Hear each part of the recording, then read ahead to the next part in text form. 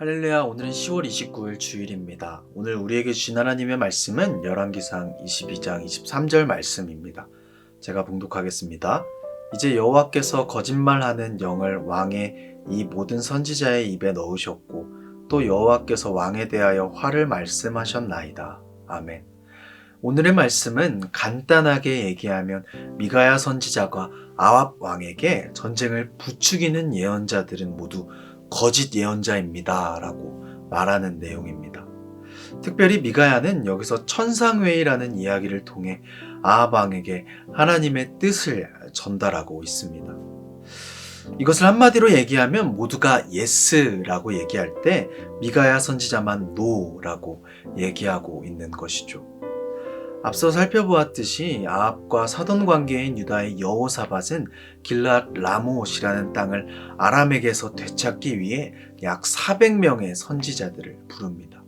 이 길랏 라못이라는 땅은 이스라엘이 하나님께 받은 옛 영토로서 에벡 전투에서 이스라엘이 승리한 후 베나닷이 돌려주기로 했다가 돌려주지 않은 땅으로 전쟁하기에 명분이 확실했던 땅이었습니다.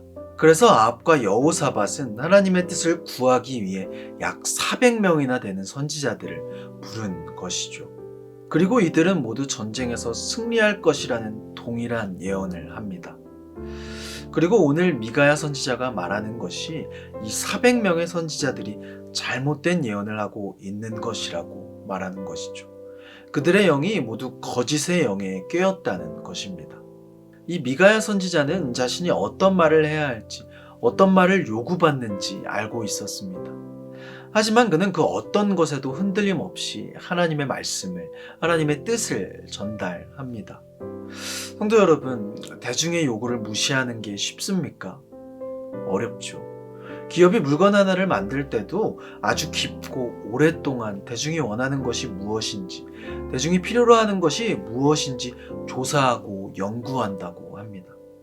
왜냐하면 그렇게 해야 그 물건이 팔릴 수 있기 때문이죠. 이처럼 우리는 대중의 필요를 충족시켜야 그들의 호감을 얻고 또 이득을 취할 수 있습니다. 그렇기에 우리는 어떤 필요가 우리에게 요구될 때 그 요구에 충족시키고 싶고 그 필요를 채워주고 싶죠.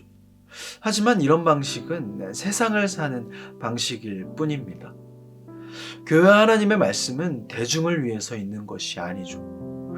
우리의 만족을 위한 것이 아닙니다. 교회는 예수를 그리스도라고 고백하는 사람들의 모임입니다. 교회는 예수님 한 분으로 만족하면 됩니다. 예수님만 드러나면 되는 것이죠. 우리의 만족과 우리의 편의는 나중 문제라는 것입니다. 미가야 선지자가 올바른 하나님의 말씀을 전했을 때 아합 왕은 신하에게 이렇게 이야기합니다. 이놈을 잡아다가 옥에 가두고 고생의 떡과 고생의 물을 먹이라. 힘들게 만들라는 것이죠. 그리고 미가야 선지자는 말합니다. 왕이여 제발 평안히 돌아오길 바랍니다. 빈정대며 이야기하는 것이죠.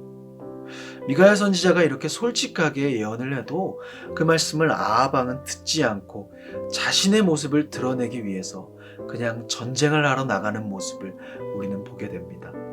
지금 아합은 하나님의 말씀이 들리지 않는 상태입니다. 완악한 상태인 것이죠. 마음에 자신의 생각이 가득 차 하나님의 말씀이, 하나님의 마음이 들어갈 공간이 없는 것입니다. 내 것으로 가득 차서 하나님이 보이지 않는 상태를 성경은 교만이라고 이야기합니다. 목이 곧은 것이라고 표현하죠. 그러니 자기가 듣고 싶은 말만 듣고 자기에게 이득이 되는 말을 하지 않으니 미가야를 하나님의 선지자나 아물라의 아들이라고 표현하지 않고 27절에 이놈이라고 표현합니다. 분노하며 이런 표현을 쓰는 것이죠. 아합 왕은 하나님의 말씀보다 자신의 판단과 자신의 생각을 더 중요하게 여기는 전형적인 사람의 모습을 우리에게 보여줍니다. 성도 여러분, 이것은 우리도 마찬가지입니다. 저도 마찬가지예요. 저도 인터넷으로 설교를 들을 때 설교를 듣다가 마음에 편안함을 주고 또 위로를 주는 설교가 있으면 은혜를 받았다고 생각합니다. 그런데 또 다른 설교를 듣는데 내가 듣기 싫은 말을 하고 마음에 찔리는 말씀을 들으면 받아들이기보단 반대하거나 반항하는 감정이 생깁니다. 하나님의 말씀보다 내 생각과 내 판단이 더 중요하게 생각되어지는 모습인 것이죠. 그러나 하나님께서 원하시는 모습은 이러한 모습이 아닐 것입니다. 성도 여러분, 우리가 영화를 볼 때면 주연과 조연이 있습니다. 그런데 어느 날 조연이 자신이 주인공인 것처럼 분량을 늘려달라는 것입니다. 그리고 주연처럼 행동하는 것이죠. 그렇게 되면 어떻게 될까요? 감독의 마음을 굉장히 불편하게 하고 함께 촬영하는 스태프들의 마음을 불편하게 하지 않겠습니까?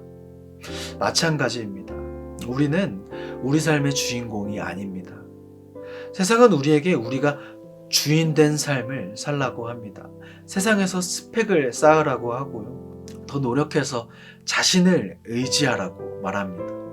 그러나 여러분, 우리의 삶의 주인공은 우리가 아닙니다. 하나님이시죠.